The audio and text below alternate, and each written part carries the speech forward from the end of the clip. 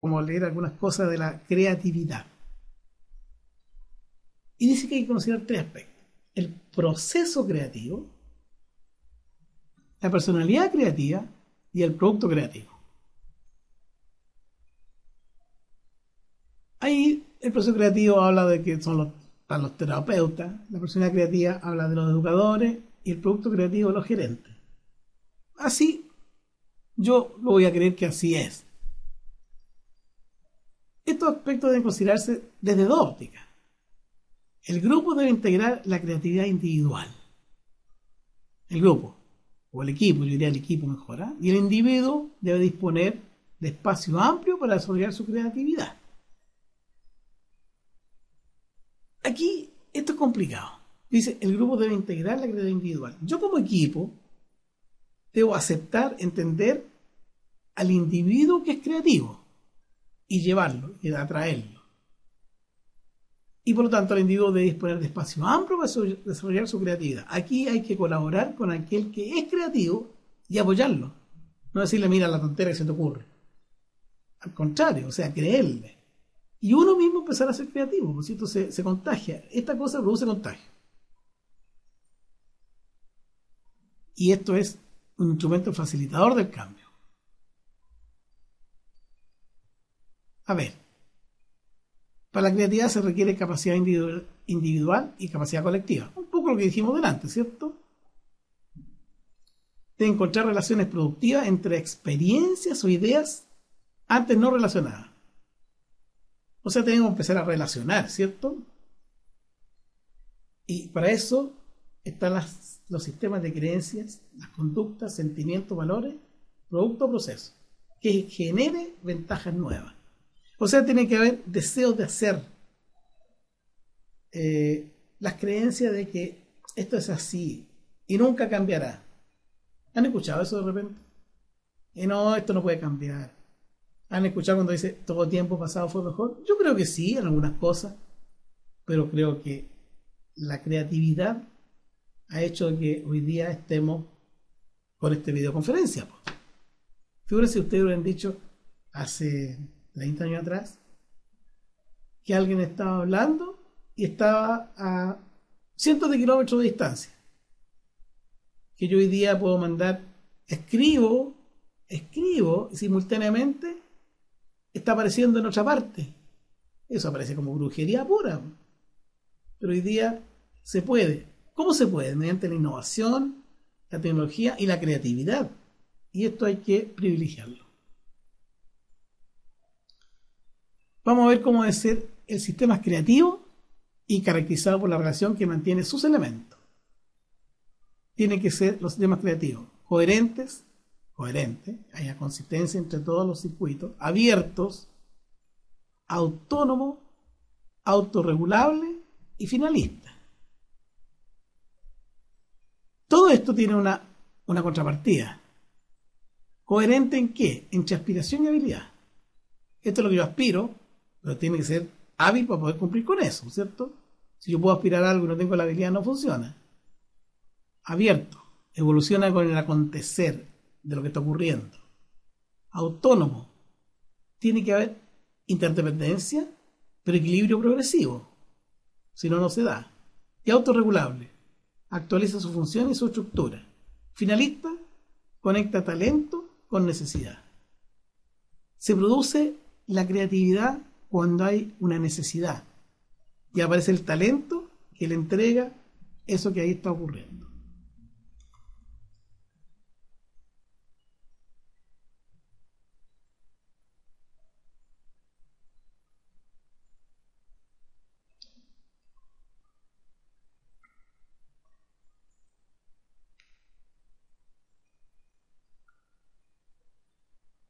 A ver, programas creativos, características que tienen los programas creativos.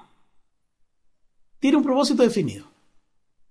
Yo no puedo decir, oye, voy a crear algo. Que no, la verdad es que no tengo idea. No, tiene que haber un propósito definido. Este propósito estimula la percepción del medio, facilita la adquisición de habilidades sociales, desarrolla nuevas formas de pensamiento. Tiene que tener contenidos. ¿Cuáles son los contenidos que permiten la creatividad? Tiene que haber medios humanos y materiales. Por muy creativo que yo soy, si no tengo medios humanos y materiales, ahí queda. Y un sistema de regulación.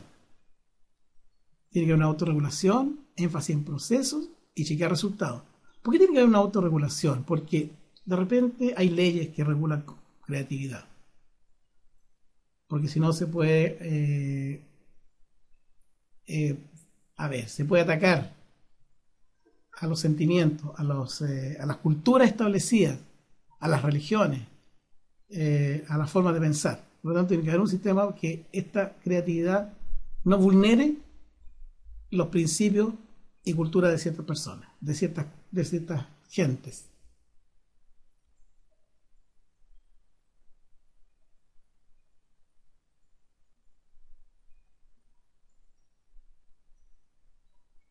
Personalidad.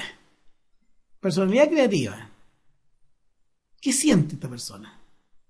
Una persona creativa. Existencia de pulsiones insatisfechas en el pasado. O sea, esto no lo pude hacer. Por lo tanto, lo hace y esta sublimación reduce las tensiones. Curiosidad. ¿Qué pasa si? El qué pasa si tengo una curiosidad. Si yo hiciera esto, ¿qué pasaría? Y la persona creativa satisface la curiosidad. Necesidad de autoactualización. Crecimiento personal. Yo creo que puedo hacer esto. Y estoy creciendo. Por lo tanto, existe una existencialista. Subproducto de la interacción. Mediante relaciones se produce la necesidad y la creatividad. Y necesidad de avanzar hacia lo desconocido. Esto produce un incremento de la atención porque estoy avanzando. Rasgos comunes de la personalidad creativa. Prefiere la complejidad. Bueno, nosotros por principio decimos, mientras más simple, mejor. Pero los creativos no son así, po. Para ellos, mientras más complejo, lo está aguijoneando, ¿cierto? Es un desafío. Está más diferenciado en sus relaciones con el entorno, obviamente. En el entorno se sienten un poco complejos, porque dice, ellos siempre están pensando, ¿y si fuera de otra manera? ¿Qué pasaría si? Son más independientes de sus juicios, en sus juicios. O sea, no son dependientes de lo que está ocurriendo, del statu quo. Generalmente están siendo cuestionadores.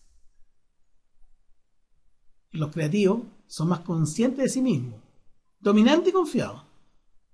Se creen el juego, se creen ellos que son capaces de cambiar. Ellos y el mundo. Se defiende contra la opresión y la limitación. No acepta los límites, ni tampoco que le digan las cosas. Y presenta tolerancia a la ambigüedad. Aceptan que las cosas sean diferentes. Están contra el statu quo, están dados a salirse del statu quo. Factores indicativos de la creatividad. Lo infrecuente o extraordinario de respuesta. Flexibilidad, mira cómo son. Son originalidad, flexibilidad, fluidez, elaboración y sensibilidad. Son así. Ve la fluidez, cantidad de respuestas que se elaboran. Son fluidos. Ellos se plantean cientos de preguntas. En sensibilidad, detectan fallos. Falla o fallo, ¿cierto?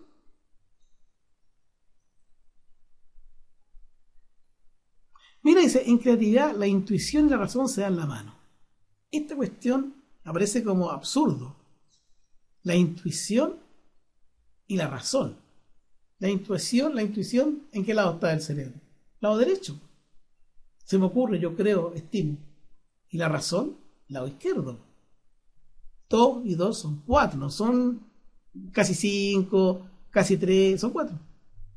Entonces, la creatividad como que lo junta. Eso es un misterio. Créame que no lo tengo nada de claro cómo se puede dar esto, pero así es.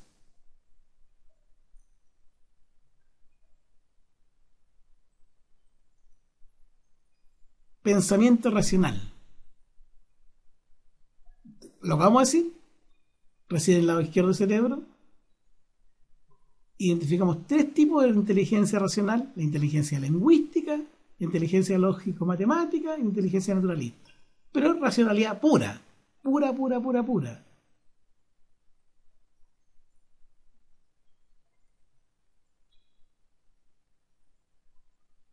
Y el pensamiento intuitivo, que reside en el lado derecho del cerebro, identifica cuatro tipos de inteligencia intuitiva: inteligencia espacial, intuitiva pura; inteligencia musical, el arte; inteligencia corporal cinética, en lo que yo expreso; e inteligencia personal.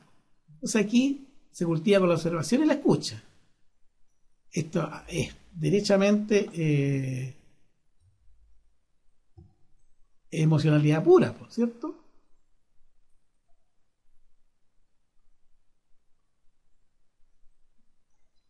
Pues veamos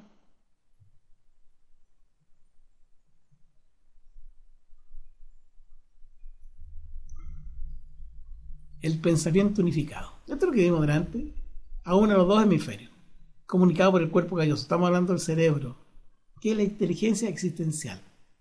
Hoy día se habla de inteligencia emocional, inteligencia existencial, y se está hablando de inteligencia como empírica. Es decir, está avanzando lo que es, hablamos en un principio, ya no me acuerdo en qué momento, de que la neurociencia está haciendo descubrimientos en el cerebro, cosas que eran inconcebibles, pero que hoy día se pueden científicamente comprobar mediante tomógrafo, mediante escáner que se están haciendo, cómo reacciona el cerebro frente a un estímulo. Y ya se detectó que el cerebro no distingue racionalidad, o sea, no distingue la verdad de la ficción. No distingue la verdad de la ficción. Fíjate que se hizo un estudio donde una atleta polaca, creo que era, de saltos ornamentales o de gimnasia especial, donde ella hacía 50 veces un movimiento repetido para ir mejorando ese salto, ese movimiento. Y el cerebro, cada vez que hacía ese salto, ese movimiento, mediante escáner, detectaba que determinadas circuitos del cerebro se activaban. Y cada vez que hacía eso, se activaban los mismos circuitos. Movía su ponte, le decía, levante el brazo izquierdo. Y se activaban circuitos. Después le dijeron al atleta, póngase en posición, cierre los ojos y piense que levanta el brazo izquierdo. La niña pensó que levantaba el brazo izquierdo y se activaban los mismos circuitos. Y ahí se comprobó de que el cerebro no distingue realidad de ficción. No distingue. Y eso como que cambia el comportamiento, cambia el estudio, cambia la forma de ser. Por lo tanto, ¿qué vendrá en el futuro? No tengo idea, pero probablemente va a haber un concepto telepático donde yo voy a mirar a alguien y voy a saber lo que está pensando. Ahora, ¿cómo verá esa persona? ¿Cómo bloquea eso? Irá a aparecer algún instrumento que lo permita. Pero complicado, ¿cierto? La ciencia avanza de manera tal que no sabemos qué es lo que viene. Paradoja del proceso creativo. Fíjate que, ¿cuáles son las paradojas? Relaciones simultáneas de factores que aparentemente son contradictorios. O sea, la persona cree que esto no se puede mezclar. Fíjate, dice la parte femenina y masculina de la personalidad. Ubican a Pilar Sordo, ¿cierto? Una psicóloga que ha escrito varios libros, como varios, y habla que el ser humano es complejo, y dice, por ejemplo, que el hombre debiera de alguna manera potenciar su lado femenino para entender mejor a las mujeres, y viceversa. La mujer potenciar su lado masculino para entender mejor al hombre. Por lo tanto, todos tenemos una parte femenina y una parte masculina. Y según ella, hay que potenciar ambas para poder entender mejor al otro. Por otro lado, la parte de las contradicciones, el pensamiento racional y el intuitivo, es lo mismo que se mezclan. Y son diferentes, ¿no es cierto? El racional y el intuitivo. Y el deseo de libertad y la necesidad de compromiso. La libertad significa que yo no acepto compromiso. Y el compromiso significa que estoy coartado en mi libertad. Y estas son las paradojas del pensamiento creativo, del proceso de pensamiento creativo. Las más frecuentes serían, de las paradojas, receptividad activa y pasiva, contradicción, delimitación y ampliación simultánea del problema, o lo amplío o lo limito, inmersión y escape del problema. Cuando hablamos de un problema, ¿cierto? O me inmerso para resolver el problema, o me escapo del problema. Apasionamiento y distanciamiento del objeto, poseedor y poseído. Estas situaciones son comunes a los procesos creativos de carácter científico y a los artísticos. Y lo artístico, cuando de repente aparece, uno dice, bueno, hay contradicciones aparentes, lo que el artista quiere plasmar, a lo que realmente plasmó, y a lo que el observador o el escuchador aprecia. Pero eso es la creatividad pura, pues.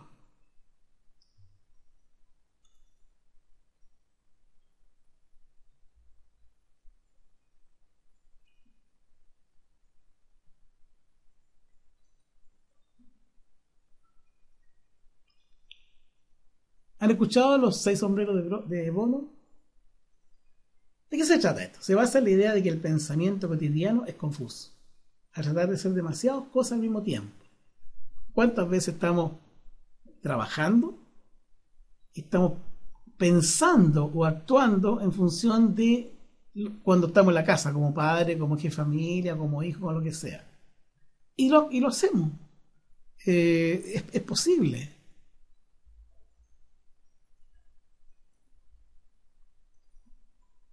A ver, los 6 sombreros para pensar. El cerebro funciona por pautas estructuradas y fijas que responden a distintas situaciones del entorno o del interior de la persona. Actuamos con una pauta concreta asociada a un trasfondo químico concreto. O sea, el cerebro asume, ¿cierto?, las formas como va a tener que actuar. Y los 6 sombreros de Bono tienen diferentes colores. Y cuando tengo el sombrero blanco, soy neutro y objetivo. Me ocupo de hechos objetivos y de cifras. Si tengo el sombrero rojo, sugiere la ira, la furia, las emociones. Punto de vista emocional. Sombrero negro, triste y negativo. ¿Por qué algo no se puede hacer? Sombrero amarillo, alegre, positivo, optimista, el pensamiento positivo. Sombrero verde, crecimiento fértil, indica creatividad y nuevas ideas. Y el sombrero azul es frío y se ocupa del control. Ahora, ¿cómo se trabaja de repente con los sombreros de Bono? Hay una reunión y uno se pone el sombrero y se trata un tema y yo elijo el sombrero o me lo asignan el sombrero. Y cuando se sugiere un tema, el del sombrero negro, ¿cierto?, dirá, esta cuestión no sirve para nada. El del sombrero amarillo dice, esta cuestión funciona y yo creo que sirve. El sombrero rojo se emociona y declara su punto emocional. Por lo tanto, estamos hablando de encuentros, estamos hablando de sensaciones, situaciones totalmente diversas. Dado esto, se produce una pugna entre las diferentes posiciones y por consenso emana lo que sí debiera ser. Pero no hay sesgo, funcionamos, valga la redundancia, en función de lo que ahí se acuerda, dado el rol que yo tengo. Esto para lograr el mejor de los consensos. Pero cuando hay contradicciones aparentes y hay fuerzas que se oponen a eso, funciona súper bien cuando uno se mete bien en el papel. Si no se mete en el papel, es complicado. Ahí se empieza a complicar el asunto. Pero la idea es poder hacerlo.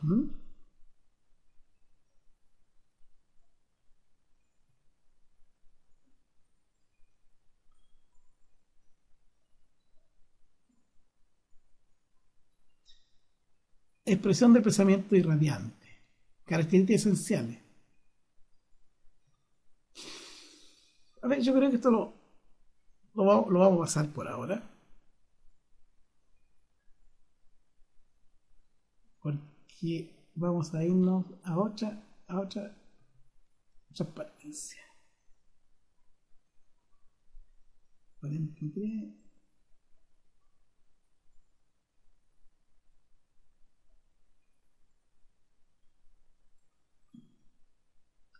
Esa la vimos. Ahí están los mapas mentales.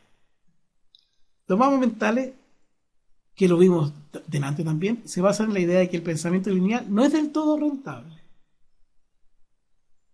Por eso que hablamos que el cerebro es tan complicado en algunas cosas. Dice, el cerebro es hábil para recibir información de los sentidos. Recibe. Si yo, por ejemplo, me quemo, recibe inmediatamente la sensación del cerebro, lo da. Retiene información en la amígdala. Analiza información en otra parte del cerebro. Produce comunicaciones. Controlar las emociones, las funciones mentales y las físicas. Por lo tanto, tiene funciones especialísimas. Ahora, ¿cómo manejamos mejor el cerebro? Está todavía en estudio. ¿Cómo hacerlo para que sacar el mejor provecho de las funciones del cerebro mismo? Que hoy día todavía siguen siendo una incógnita.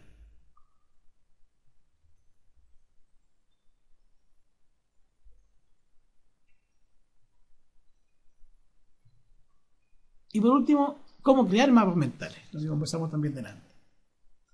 Para crear un mapa mental es importante y es bueno que se produce una interacción entre los integrantes de un equipo que están viendo la solución de algún problema. Se parte de una idea básica. Se expresa en forma de imagen, palabra o frase corta. ¿Cómo mejorar tal cosa? Viene una tormenta de ideas sobre la idea básica. Y la tormenta de ideas implica total libertad para expresar lo que se quiere. No se puede cuestionar. Esto, yo lo digo así. Realizamos preguntas después de eso, ¿cierto? ¿Por qué tal cosa? ¿Desde cuándo se hace? ¿Cómo se hace? ¿Qué queremos con esto? Después se selecciona contenido pertinente, o sea, ahí entramos a la convergencia. Jerarquizamos, decimos, esto tiene prioridad sobre lo otro. Reposamos, lo dejamos ahí en remojo. Incubamos nuevas ideas, o sea, estamos volviendo a algo que apareció, pero con otro enfoque. Y volvemos sobre el mapa. Por lo tanto, esto nos permite crear cosas, atrevernos, ser capaces. Y esto es una posición importante para ver la segunda parte que veíamos de la creatividad. Bueno, creo que esta última parte es importante, contribuye a lo que es el tema principal, que es cómo lograr esta dirección intencional llevando a la mejor de las ejecuciones para el crecimiento de la empresa, la rentabilidad de la empresa y la sustentabilidad de ellas. Ha sido un gratísimo placer haber estado con ustedes. Ya nos vamos a encontrar en el momento que tengamos que interactuar con ustedes para aclarar las dudas que hayan tenido en la lectura del tema, en la discusión de los temas, en la discusión de los equipos. Todas las preguntas están permitidas, todas están permitidas.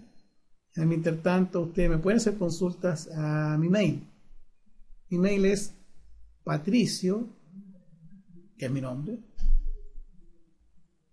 este nuevo apellido, Patricio, y todo junto, I de Italia, E de Ecuador, D de Dinamarca, E de España, Yede, patricioyede @gmail.com.